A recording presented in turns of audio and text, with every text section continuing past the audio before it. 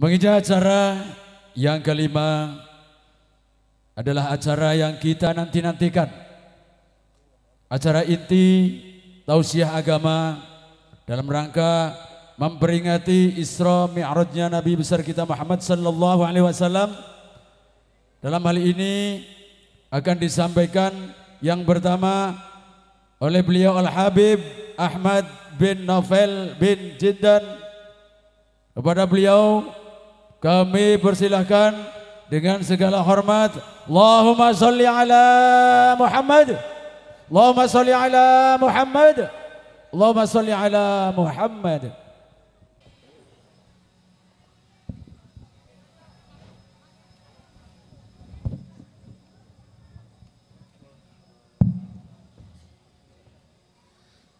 Assalamualaikum warahmatullahi wabarakatuh.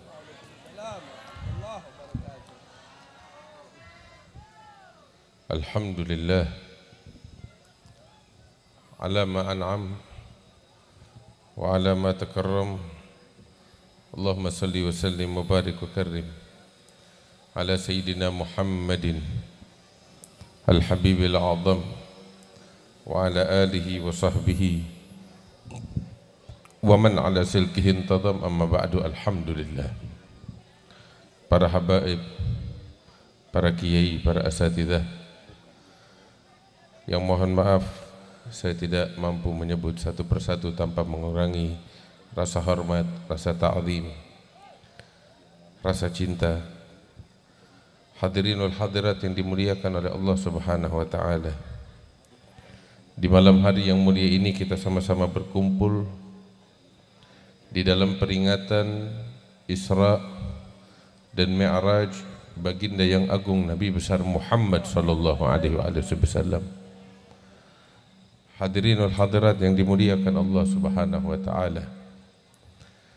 Alangkah beruntung kita tatkala di malam hari ini kita dipilih oleh Allah taala. Dipilih untuk dirahmati, dipilih untuk diampuni, dipilih untuk diberkahi, dipilih oleh Allah Subhanahu wa taala untuk dikabulkan doa-doa kita. Sebab perkumpulan semacam ini kita berkumpul untuk mengingat,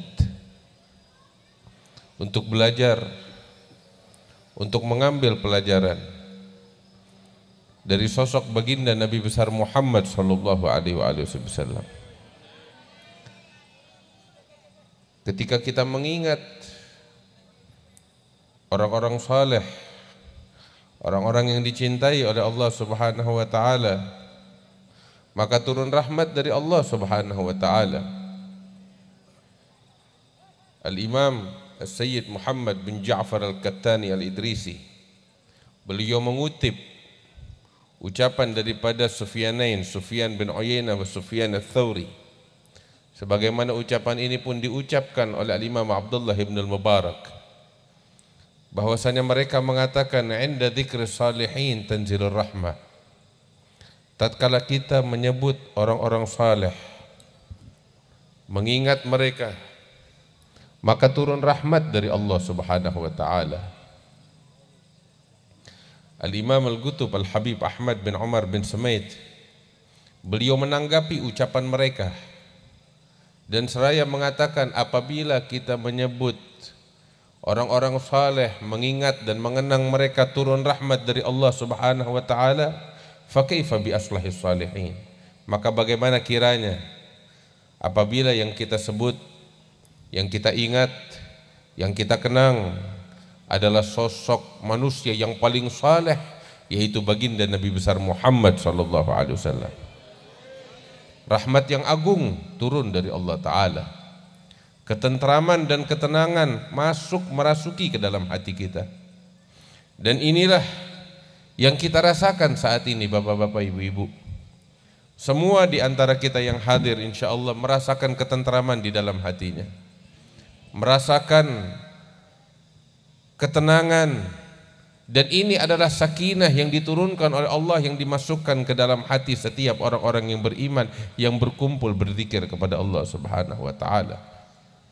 Di dalam suatu haditsun sahih, Baginda sallallahu alaihi wasallam beliau mengatakan, "Majtama'a qaumun fi baitin min buyutillah yadhkuruna Allah wa fi riwayatin wa yusalluna ala nabiyyihim illa nazalat alaihimus sakinah wa ghashiyatuhumur rahmah wa haffathumul malaikah wa dzakarahumullahu fi man 'indah."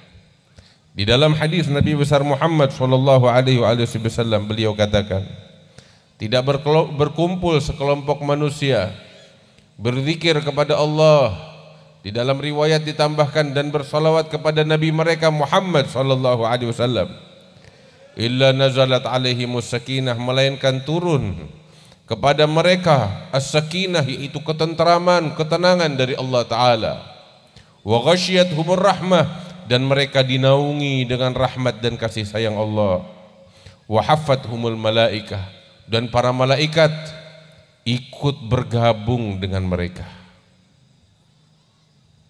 wa dzakaruhumullahu fi man 'indah, dan Allah menyebut-nyebut mereka di hadapan para malaikatnya.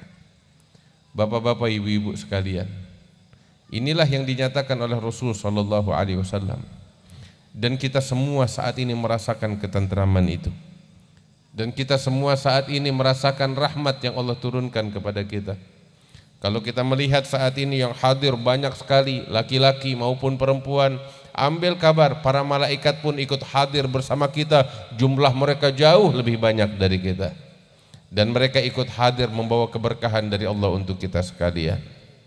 Alhamdulillah, ini nikmat yang besar dari Allah untuk kita. Mudah-mudahan Allah jaga nikmat ini dan Allah jadikan kita sebagai manusia-manusia yang bersyukur kepada Allah Subhanahu wa taala. Hadirin wal hadirat yang dimuliakan oleh Allah Subhanahu wa taala. Peringatan Isra wal Mi'raj,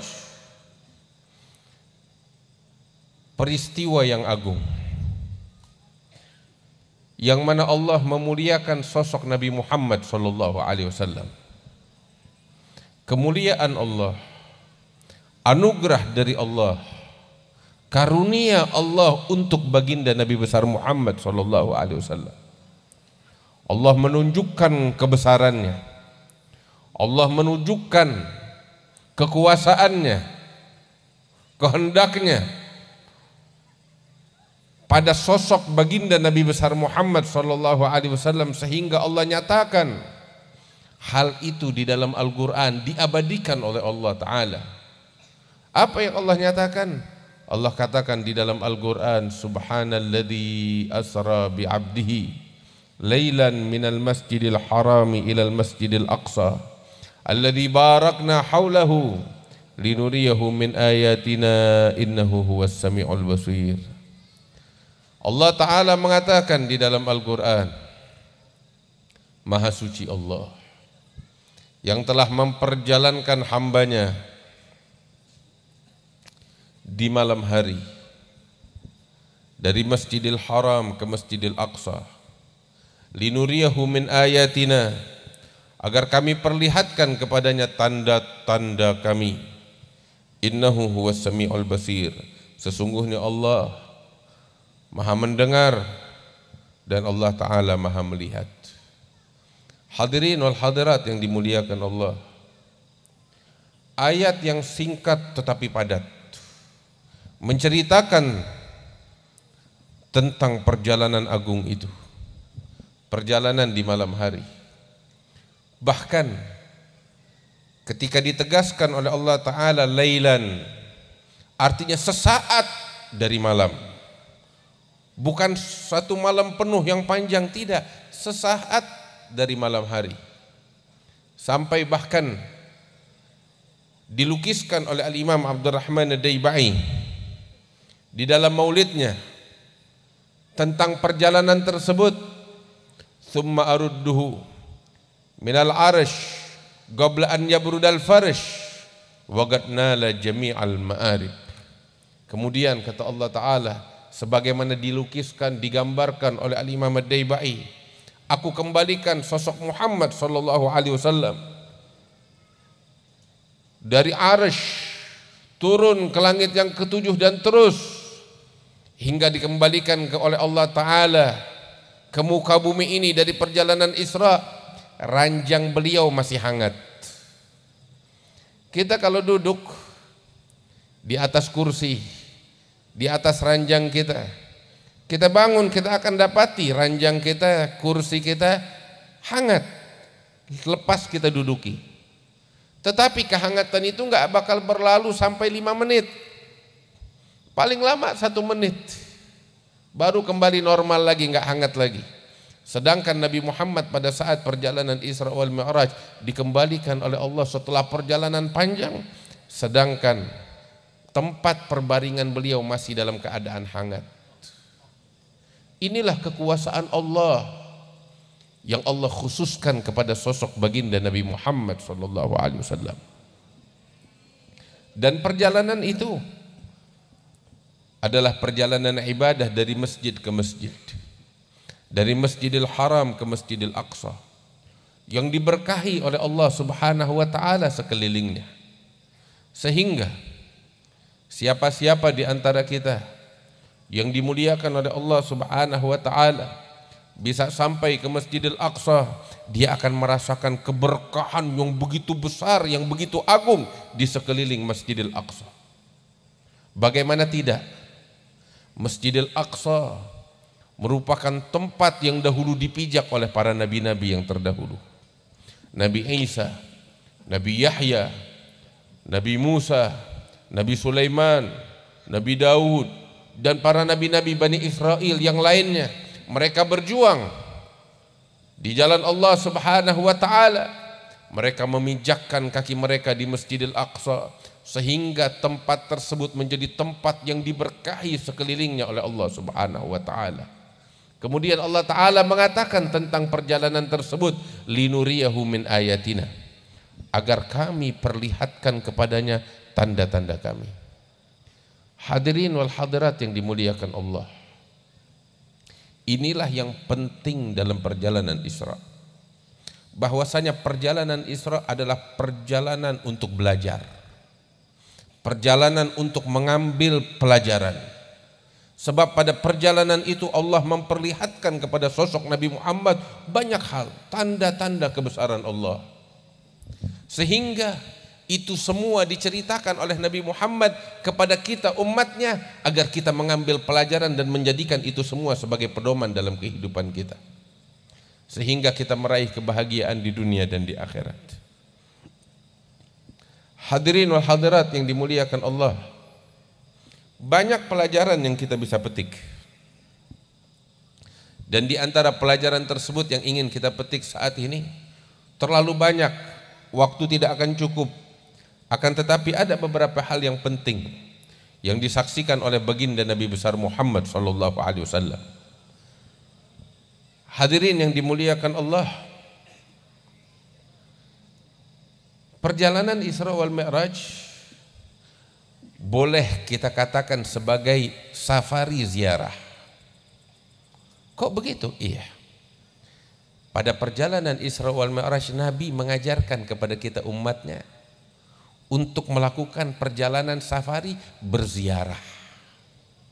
Dan berziarah merupakan bagian daripada agama Allah. Kalau ada orang di luar sana mengatakan ziarah kubur hukumnya bid'ah atau syirik, kita katakan bahwasanya ziarah kepada makam-makam para aulia, para solihin, berziarah kubur bahkan secara umum merupakan bagian daripada syariat Nabi Muhammad SAW. Bahkan itu adalah keimanan yang sesungguhnya. Baginda Nabi besar Muhammad SAW, beliau menegaskan di dalam hadisnya, kuntu nahaitukum an ziyaratil qubur ala fazuruha fa innaha tudzakirukumul akhirah. Baginda Nabi SAW mengatakan, memang dahulu aku pernah melarang kalian untuk berziarah kubur. Akan tetapi kata Rasulullah, sekarang berziarahlah kalian kepada kubur. Ziarahilah kuburan, kata Rasulullah. Artinya larangan dicabut dan digantikan dengan perintah, ala fazuruha. Nabi Muhammad bilang, berziarahlah kalian kepada kubur, fa innaha tudzakirukumul akhirah, karena sesungguhnya berziarah kubur dapat mengingatkan kalian kepada akhirah. Perintah dari Rasul sallallahu alaihi wasallam. Bahkan bukan hanya itu, beliau sendiri mencontohkan. Tatkala beliau di kota Madinah, berbagai hadis diriwayatkan yang sangat banyak. Beliau berziarah ke makam para sahabatnya. Hampir setiap 1 pekan sekali beliau datang ke pekuburan Uhud untuk berziarah kepada para sahabat yang dimakamkan di pekuburan Uhud. Hampir di beberapa waktu sekali beliau datang di kegelapan malam dari rumahnya menuju ke pekuburan Baqi' untuk berziarah dan mendoakan para sahabat yang dikubur di pemakaman Baqi'. Bahkan di dalam perjalanan Isra wal Mi'raj, beliau mencontohkan kepada para sahabatnya dan kepada umatnya sekalian. Hadirin wal hadirat yang dimuliakan Allah Ta'ala. Allah. Perjalanan Isra, Allah Ta'ala menegaskan dalam Al-Quran, minal masjidil harami ilal masjidil aqsa. Dari Masjidil Haram, tujuan utamanya kemana? Tujuannya perjalanan Isra ke Masjidil Aqsa. Itu tujuan akhirnya. Kemudian setelah sampai di Masjidil Aqsa, dimulai perjalanan yang kedua yang dinamakan dengan perjalanan langit atau perjalanan Mi'raj. 2 perjalanan, perjalanan Isra di bumi dari Masjidil Haram, tujuannya adalah Masjidil Aqsa. Dan perjalanan kedua, perjalanan langit, dimulai dari Masjidil Aqsa hingga naik ke langit menghadap kepada Allah. Perjalanan Isra tujuan utamanya adalah Masjidil Haram. Akan tetapi kita lihat, hadirin wal hadirat yang dimuliakan Allah, diriwayatkan di dalam ahadits yang sangat banyak.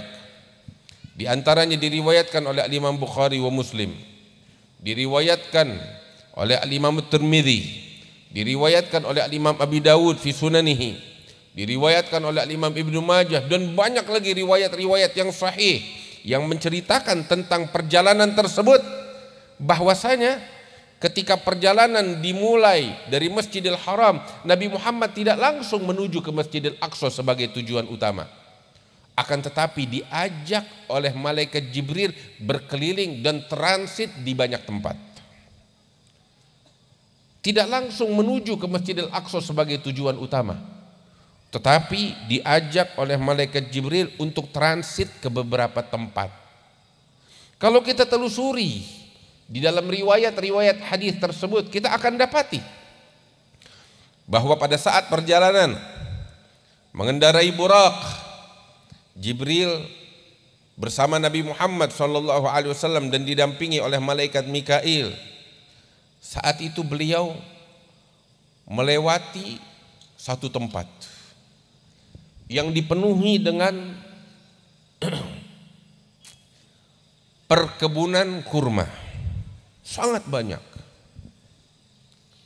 Sampai di tempat itu, Jibril bilang kepada Nabi Muhammad SAW, ya Muhammad inzil wa salli hahuna.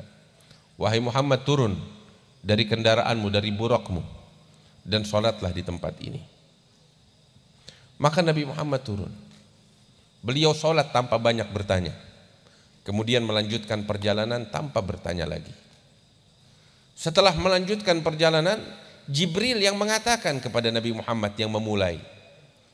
Jibril mengatakan, ya Muhammad, atadri aina shallait? Wahai Muhammad, tahukah kamu barusan kamu sholat di mana? Maka Nabi mengatakan, tidak wahai Jibril. Tempat apa itu? Maka Jibril mengatakan, innaha Thaibah wa ilaihal muhajarah. Itu adalah Thaibah, dan kelak kamu akan berhijrah ke tempat itu. Kota Madinah dahulu namanya Yathrib. Kemudian ketika Nabi Muhammad hijrah ke kota Madinah, dirubah namanya oleh Rasulullah menjadi Madinah. Dan kota Madinah itu dikenal oleh para malaikah dengan sebutan Thaibah.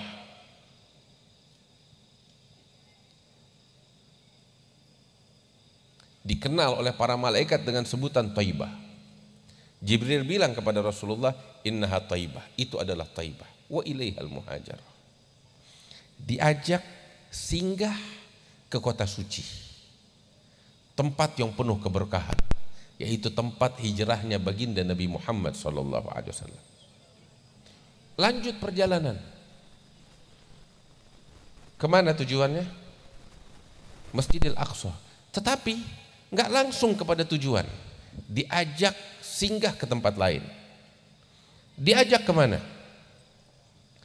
Di perjalanan Nabi diajak oleh malaikat Jibril untuk menuju ke satu pohon yang besar. Pohon yang besar, pohon besar, rindang, pohon tua. Jibril bilang kepada Nabi Muhammad, ya Muhammad, inzil wa sholli hahuna. Wahai Muhammad, turun, sholatlah kamu di tempat ini, di bawah naungan pohon ini. Maka Nabi turun.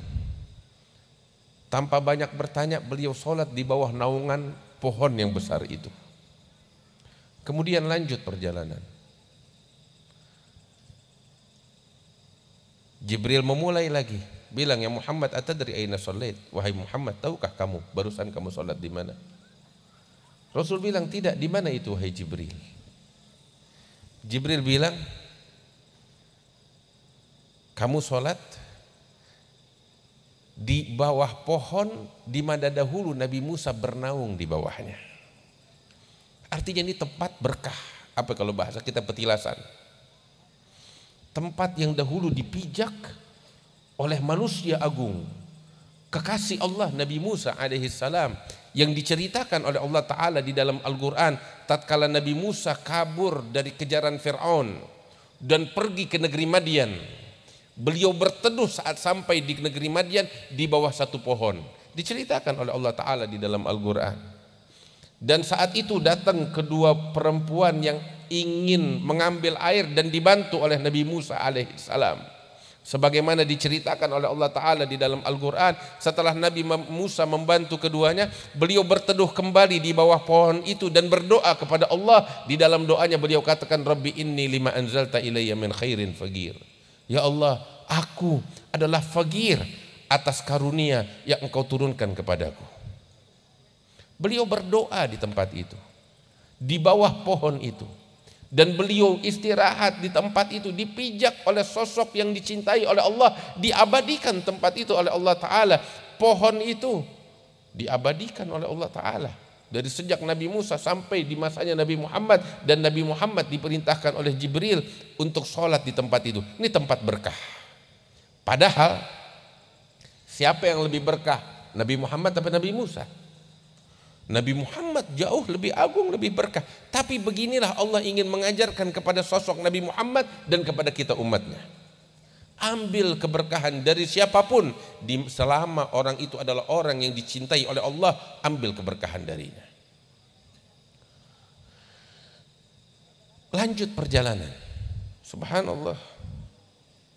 Saat itu nggak ada yang bilang syirik, nggak ada yang bilang bid'ah. Sholat di bawah pohon, pohon yang berkah memang, pohon yang dipijak oleh Nabi Musa alaihissalam. Lanjut perjalanan. Kemana? Tujuan utama Masjidil Aqsa, tapi nggak langsung ke sana. Diajak lagi pergi ke tempat lain. Diajak naik ke atas bukit oleh malaikat Jibril.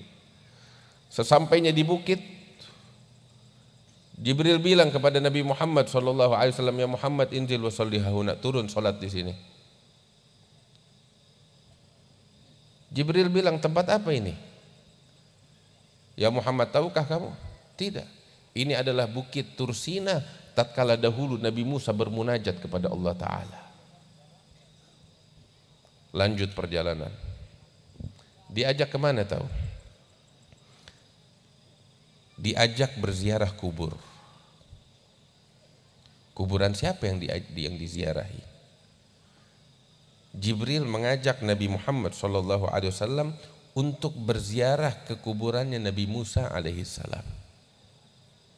Sehingga di dalam hadithun sahih yang diriwayatkan oleh Imam Muslim fi sahih, Nabi besar Muhammad SAW bersabda di dalam hadisnya yang sahih itu, marartu ala Musa lailata usriya bih, aku melalui Nabi Musa pada saat malam Isra dan Mi'raj. Di dalam riwayat ataitu Musa, aku mendatangi Nabi Musa lailata usriya bih wa huwa yusalli ala gabrih, dan aku dapati Nabi Musa sedang sholat di atas kuburannya.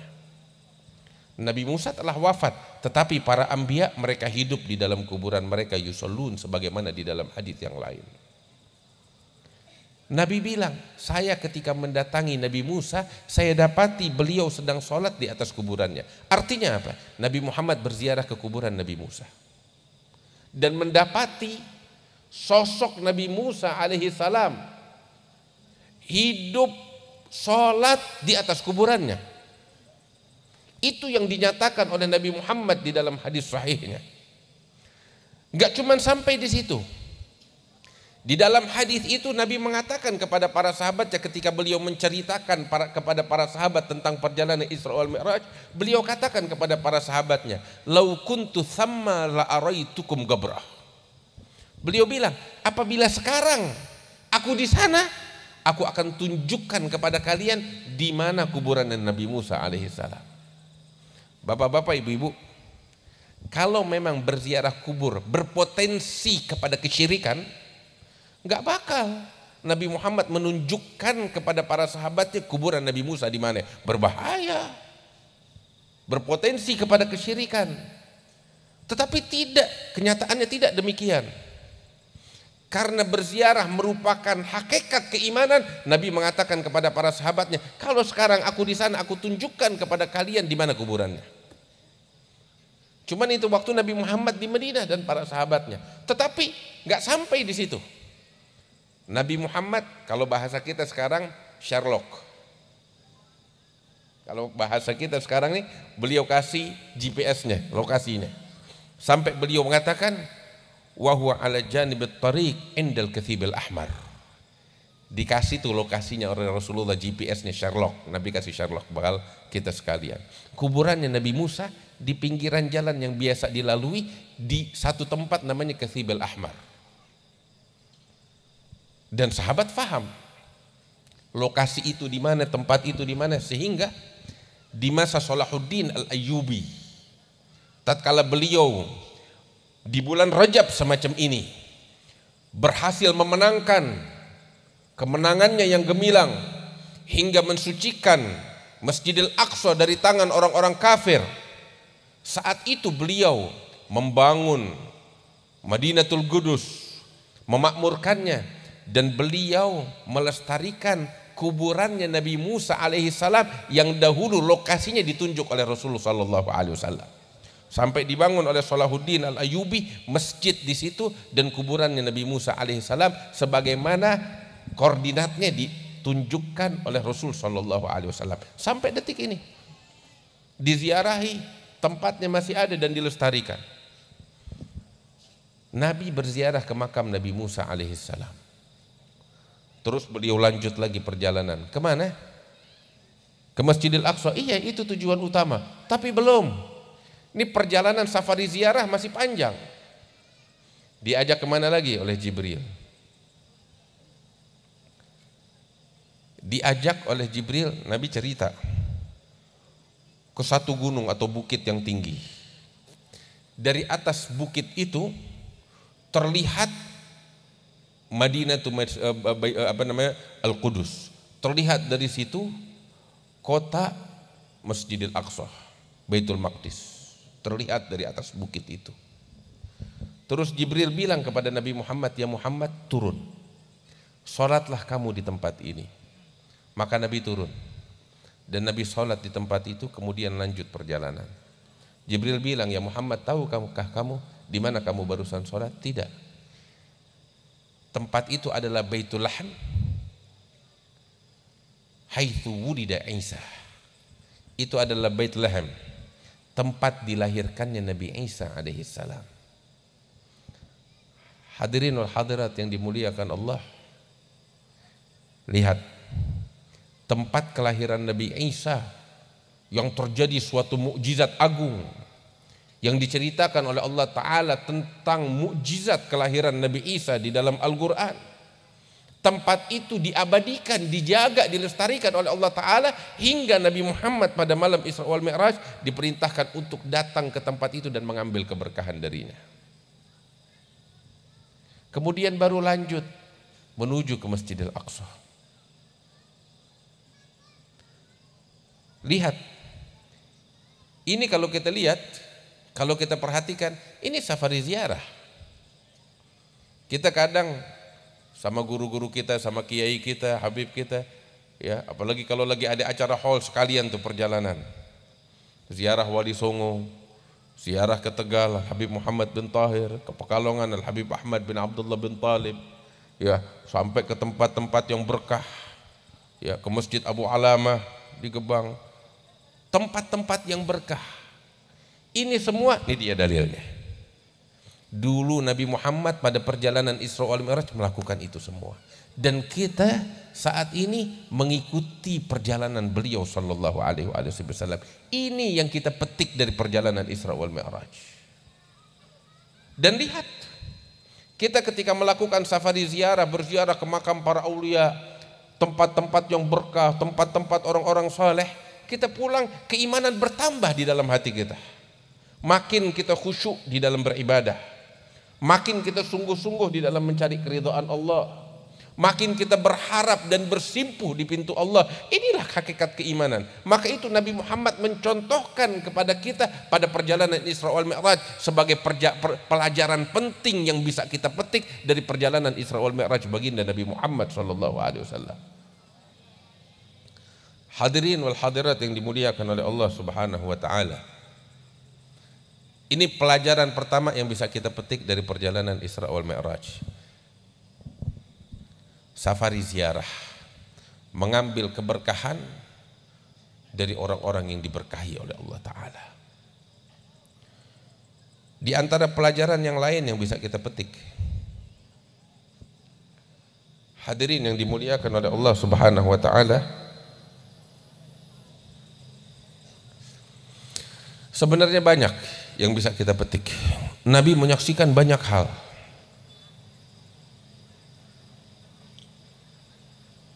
Ada salah satunya itu yang Nabi saksikan dalam perjalanan. Di perjalanan Nabi melihat ada satu lubang kecil, lubang binatang, macam mungkin lubang ular atau lubang kalajengking, serangga atau lubang tikus, lubang kecil di pinggiran jalan yang dilalui oleh Nabi Muhammad SAW. Ketika Nabi melihat lubang kecil itu, tiba-tiba keluar dari lubang itu banteng yang besar. Banteng keluar dari lubang yang kecil yang begitu besar. Ketika banteng ini keluar, dia nyeruduk ke sini, menghancurkan ini dan itu. Kemudian setelah dia hancurkan segalanya, ini banteng pengen masuk lagi ke dalam lubang yang kecil, nggak bisa. Keluar bisa, mau masuk lagi nggak bisa, badannya terlalu besar. Nabi menyaksikan itu. Ibu-ibu, bapak-bapak sekarang cuma dengar cerita dari saya. Tapi kalau kita lihat macam begitu, ini pemandangan yang apa namanya, yang menakutkan. Banteng besar. Kalau di sini ada sapi ngamuk, bagaimana kira-kira? Kabur semuanya. Nah ini Nabi menyaksikan keluar banteng besar bertanduk dari lubang kecil menghancurkan segalanya. Kemudian dia ingin balik lagi masuk ke dalam lubangnya setelah menghancurkan, nggak bisa. Nabi bilang kepada Jibril, ya Jibril, mahada, apa ini? Maka Jibril bilang, ya Muhammad, kamu tahu ini? Ini adalah perumpamaan seorang dari umatmu. Perumpamaan apa? Iya, dari umatmu. Seorang laki-laki dari umatmu atau perempuan dia mengucapkan satu kata dari mulutnya yang mungil. Mulutnya yang mungil, mulut kita kecil, lisan kita mungil, kecil, tapi kata yang keluar bagaikan banteng, berdampak buruk, menghancurkan segalanya. Kemudian dia menyesal, ingin menarik kembali ucapannya, nggak mungkin bisa. Itu perumpamaan yang disaksikan oleh Rasul Shallallahu Alaihi Wasallam. Bapak-bapak, ibu-ibu, kehancuran yang terjadi di muka bumi, peperangan dan pertumpahan darah, konflik dan permusuhan yang terjadi, bahkan yang sederhana, perceraian. Kalau kita renungkan, kita pikirkan, kita pelajari, tahu penyebab utamanya apa? Ini dia, ucapan. Diawali dari sini, dari mulut, dari ucapan. Ketika semuanya udah hancur, semua menyesal, mau mengembalikan udah gak bisa.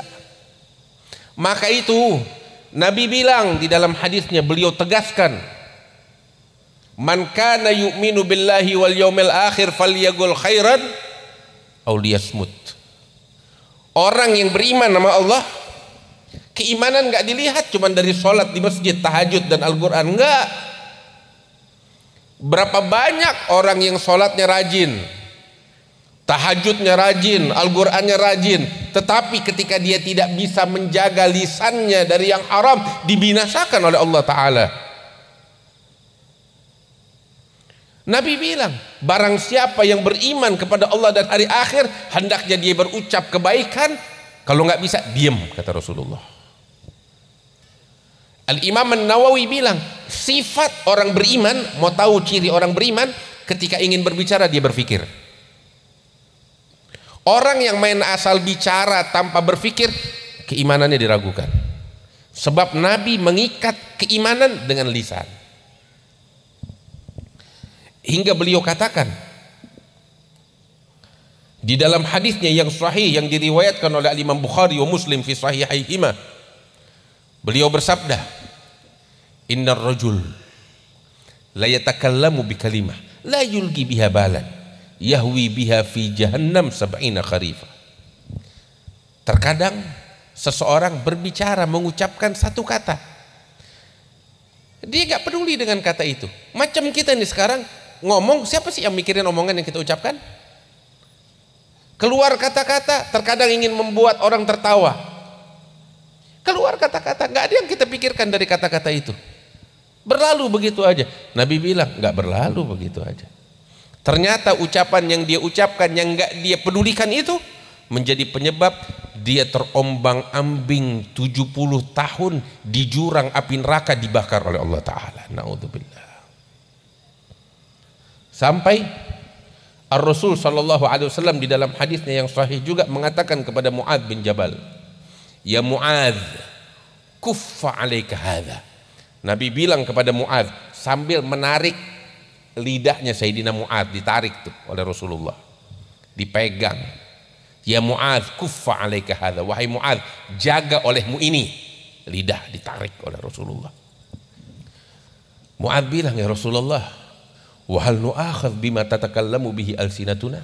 Apakah kita kelak akan dihukum oleh Allah atas setiap ucapan yang kita ucapkan?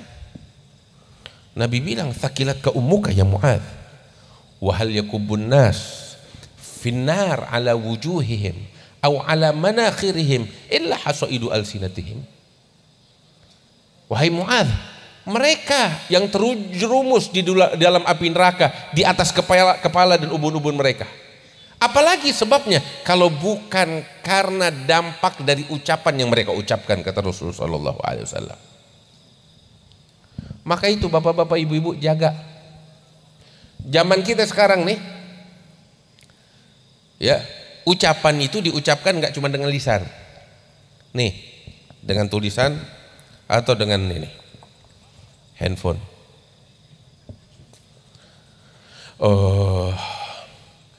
Saya nggak bisa bayangkan berapa banyak orang terjerumus dalam api neraka gara-gara ini. Sebagaimana Nabi bilang berapa banyak orang terjerumus dalam api neraka gara-gara lisannya. Sebab lisan sama ini nggak beda. Innal kalama la fil fuadi wa innama ju'ila lisanu 'alal fuadi dalilah. Ucapan yang sebenarnya itu adanya di sini, dalam hati kita. Lisan hanya penerjemah atas apa yang ada di sini. Demikian halnya tuh tulisan, jempol kita, jari kita ketika menulis itu hanya menerjemahkan tentang apa yang ada di sini. Fungsinya sama.